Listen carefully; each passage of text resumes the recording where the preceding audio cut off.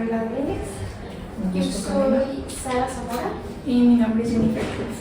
Ok, un gusto. Y bueno, ya vamos a hacer unas preguntitas sobre el cáncer de páncreas. No, Ok. espera, primero que nada, ¿nos puede decir su nombre completo, por Yo favor? soy la doctora Brenda Scarlett Lomelí González y soy residente de tercer año de gastroenterología. Muy bien. Bueno, yo voy a hacer unas preguntas sobre los signos y síntomas. Primero que nada, ¿cuáles son los signos y síntomas del cáncer de páncreas? Suelen ser muy inespecíficos. La situación con el cáncer de páncreas es justamente esa, que los síntomas son tan vagos como pérdida de peso, el hecho de que nada más sea astenia, dinamia y que hasta en etapas avanzadas se presente la ictericia. Pérdida de peso, definitivamente, y dolor abdominal. En casos de cáncer de páncreas avanzado, ¿cómo se manifiestan los síntomas sistémicos y qué tanto impactan en la calidad de vida del paciente? Pues la calidad de vida del paciente depende totalmente de que justo tiene una pérdida de peso, tiene una disminución en la absorción de los alimentos, de las proteínas, vitaminas, dolor abdominal, y eso les impide realizar sus actividades cotidianas. Entonces, es la manera de se relaciona. ¿Con qué frecuencia se presentan los síntomas en un cáncer ya diagnosticado? Es que se presentan, definitivamente se presentan, pero tiene mucho que ver el sitio o lugar donde esté afectando, porque no es lo mismo un cáncer de páncreas en la cabeza de páncreas que en la cola de páncreas. Los de cola de páncreas van a presentar síntomas mucho más tardíos. Y bueno, de todos los pacientes con cáncer de páncreas, ¿sufren ictericia? No todos, justo lo que comentaba. Tiene mucho que ver la zona donde se encuentre y si tiene obstrucción o no de la vía biliar. Muy bien. Ahora pasando un poco más a lo biológico, bueno, ¿sí? ¿Por qué las mutaciones en el gen CRAS son tan frecuentes en el cáncer de páncreas? El gen KRAS es un gen que se encuentra en muchos cánceres. Entonces, te habla de que hay una alteración en la línea germinal y lo que tiene de importante es que es la principal mutación en el cáncer de páncreas. Es lo principal. ¿Puede tener un componente genético? Sí, puede tener un componente genético inclusive. ¿Hay otros genes menos conocidos que se relacionen con este cáncer? Sí, hay una lista de más de 50 cánceres. Más de 50 genes diferentes. Sí, el KRAS es uno de los principales. PNLP3 es otro importante, pero el principal es KRAS. KRAS 53, los clásicos. ¿Cuál es el proceso para que se cree un tumor? O sea, ¿cómo empieza y cómo acaba?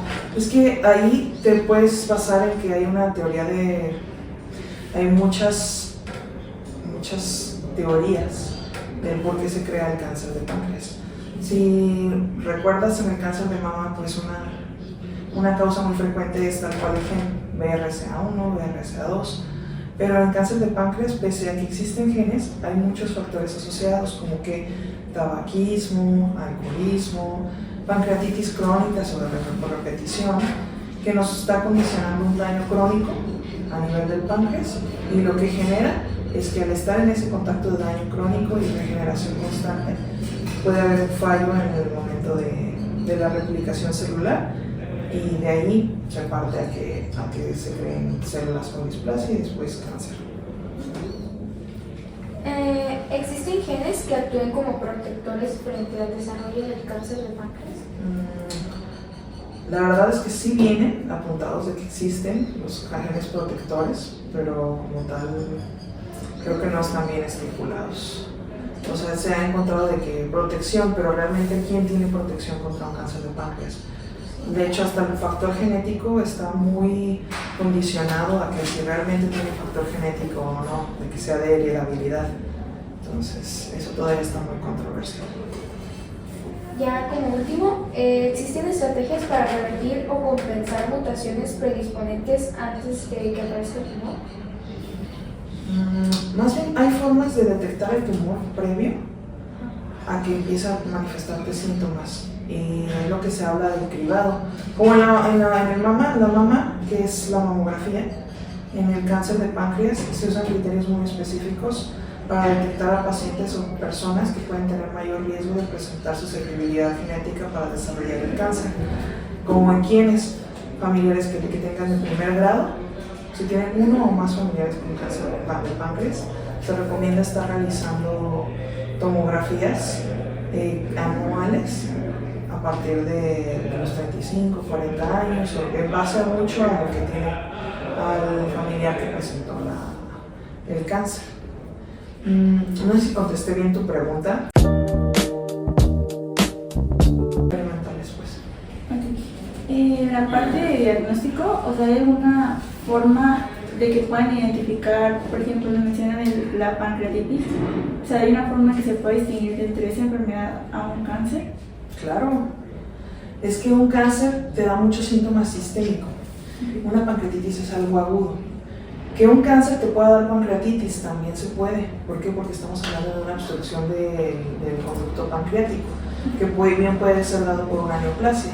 Entonces, si estamos hablando de cómo hacer la diferenciación entre un cáncer de páncreas y una pancreatitis, es muy sencilla.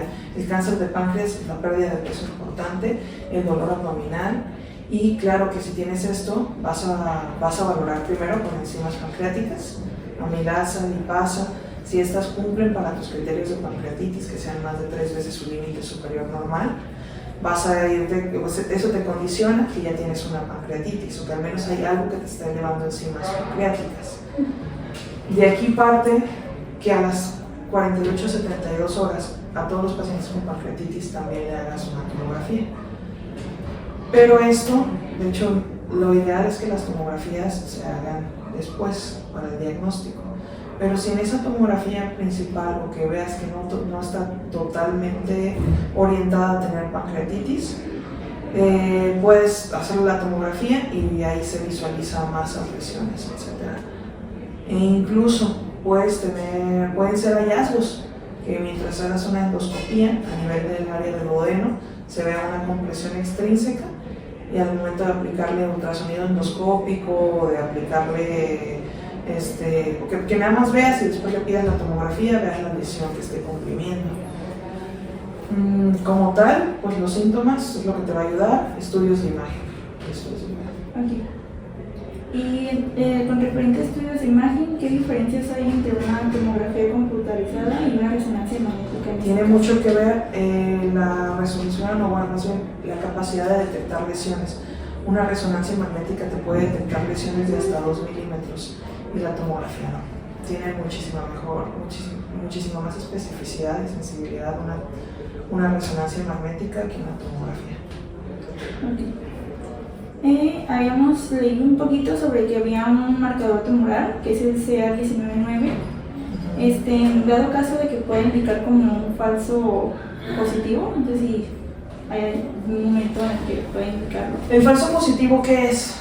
Que te salga positivo el reactante, o que te hace, en este caso, un marcador tumoral, y que realmente no tenga un cáncer. Eso se llaman, por eso son marcadores tumorales, tienen mucha sensibilidad, pero poca especificidad. O sea, si sale negativo es poco probable que tenga cáncer, pero si sale positivo no te indica que tenga cáncer. Por eso no es el método diagnóstico, pero sí es un método de cribado y de pronóstico. ¿Qué quiere decir esto? Que si tú tienes alta sospecha, ves una lesión, pides el marcador, lo encuentras en más de 500, eso te habla de que hay una lesión ahí, o que hay algo que te está elevando ese marcador. ¿Qué más te puede elevar? Te lo puede elevar una pancreatitis, una colitis, una colelitiasis, cualquier trastorno de la vía biliar te lo puede elevar. Por eso te puede salir falsos positivos. Y para lo que sí se usa el CA199 es cuando lo encontramos mayor a 1000, te habla de un pronóstico malo, que tenemos una enfermedad a distancia o en metástasis. Para eso te sirve el CA199. Okay. Y ya por último, o sea, se sabe que esta enfermedad se diagnostica normalmente en una etapa muy avanzada. ¿Hay alguna razón por la cual los síntomas pueden ser inespecíficos al comienzo? Pues de hecho, en el comienzo y casi hasta el final, si te das cuenta, los síntomas, pérdida de peso, puede ser por cualquier cosa, dolor abdominal, a veces lo confunden con gastritis. Y lo que al final nos empieza a llamar o prender alertas de que un paciente pueda tener una neoplasia a veces es la ictericia. Entonces, cuando un paciente presenta ictericia, estamos hablando de que ya lleva muchísimo tiempo, que ya tiene una obstrucción de la vía biliar. Entonces, que ya te está elevando enzimas. Ya te está elevando enzimas, ya te está elevando CA19-9 y es una enfermedad avanzada porque la lesión ya es más grande.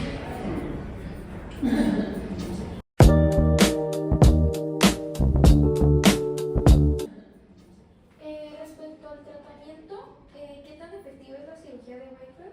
¿Sí se le dice así? Whipple. Whipple. ¿Y cuáles son los principales riesgos o complicaciones que puede tener? La enfermedad de Whipple tiene 70-80% de complicaciones y entre ellas es una mortalidad muy elevada. Antes se hablaba de que tenía una mortalidad del 60%, es una pancreatoidea o de hemostomía, o sea, le quitan todo, básicamente, y dejan conectado. Y los riesgos implican que como es una cirugía amplia, puede tener mayor riesgo de infecciones, mayor riesgo de sangrado, mayor riesgo postquirúrgico inclusive, y posterior a esto los pacientes también se complican y se pueden morir. ¿En qué momento se considera el uso de quimioterapia o radioterapia en lugar de la cirugía? En aquellos pacientes en los que no son resecables los tumores de páncreas. O sea, hay unos criterios bien establecidos en los que en general te abarca que no tenga más de un 70% de tomar la arteria mesentérica. En general son criterios tomográficos que te habla que ya es una enfermedad irresecable, enfermedad a distancia, todo eso te dice que aunque lo quites pues ya tiene una enfermedad a distancia, por ejemplo. ¿Sí? Entonces en esos pacientes nos iríamos más a lo mejor una quimioterapia adyuvante, más bien, y una radioterapia sería en el contexto de que hayas hecho cirugía e incluso continuaras o no tuvieras unos bordes limpios. La quimioterapia sería neoadyuvante, que es antes del procedimiento. ¿Para qué? Para intentar hacer que el tumor tenga una reducción del tamaño y deje de entrar en esos criterios de irresecabilidad. Y entonces en ese momento operar y posteriormente se pueda dar quimio adyuvante y radioterapia, más o menos radio. Pero en estos casos es más con quimio. ¿Qué estrategias se usan para mejorar la calidad de vida de los pacientes terminales? Pues el manejo del dolor, incluso hacen infiltración del plexo celíaco, eso es a nivel para el dolor, que es lo principal que se quejan ellos, o que es su principal molestia como pacientes terminales de cáncer. Manejo del dolor, que vaya siguiendo la escala del dolor, paracetamol, etc. Y después de eso ya hay medidas más extremas como la infiltración de plexo celíaco, incluso hay muchos pacientes a los que les pasan muchísimo más medicamentos. ¿Usted ha visto un avance esperanzador en algún caso de cáncer de páncreas? Pues la verdad no. Sí, la esperanza de vida va de 3 a 6 meses, si bien nos va un año. Sí es mala, pero pues claro. Hay casos extraordinarios en los que los pacientes llegan en etapas tempranas. ¿Por qué? Porque fue algo que nosotros llamamos en la medicina como incidentaloma. No lo buscaban, le tomaron una tomografía por otra cosa, le encontraron eso, lo estudiaron, le encontraron, lo resecaron y el paciente se curó del cáncer. Pero fue porque lo encontraron antes de que tuviera síntomas severos o antes de que la enfermedad avanzara más allá. Y en dado caso, sí, cuando sucede que es detección temprana, ¿cuál es la esperanza de vida de los pacientes? Pues que depende si lo quitaste completo. Si lo quitaron completo, pues tu esperanza de vida se vuelve, pues es un 80-90% a 5 años, pero eso es con resección completa y sin embargo de todas formas tienes una mortandad alta porque tienes una resección de páncreas. De todas formas, la calidad de vida no va a ser igual. Muchas veces después de resecar medio páncreas, pues ¿qué va a pasar? Vas a tener que poner insulina, vas a tener que dejarlo con suplementación de enzimas pancreáticas para que tenga una correcta digestión de las grasas y de los alimentos en general, vitaminas liposolubles, etc. Y de todas formas pues tienen una calidad de vida pues disminuida. Si hay alguna Eso fue pregunta. todo. Muchas gracias por su tiempo. No, pues de qué. Muchísimas gracias. Saludos a sus seguidores. Espero que esto no sea publicado. De hecho, estamos en vivo. No, no se preocupen.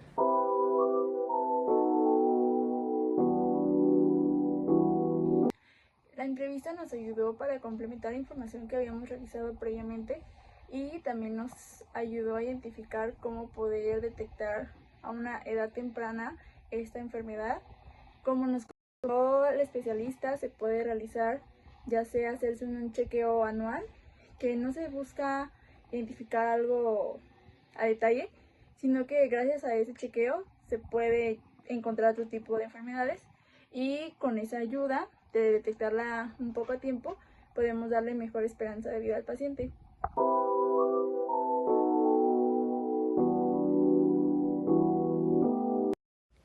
Y bueno, después de esta gran entrevista, se puede concluir que ha habido mucha información y gracias a toda esta información que hay es que se han permitido ciertos avances en la medicina, pero aún así, existiendo tantos avances como por ejemplo diversas cirugías, este cáncer es demasiado letal y nada asegura que pueda existir una salvación. Es por eso que informar a las personas sobre cómo prevenirlo, sobre las causas y todo lo que conlleva tener este cáncer puede reducir la cantidad de pacientes al año que hay por el cáncer de páncreas.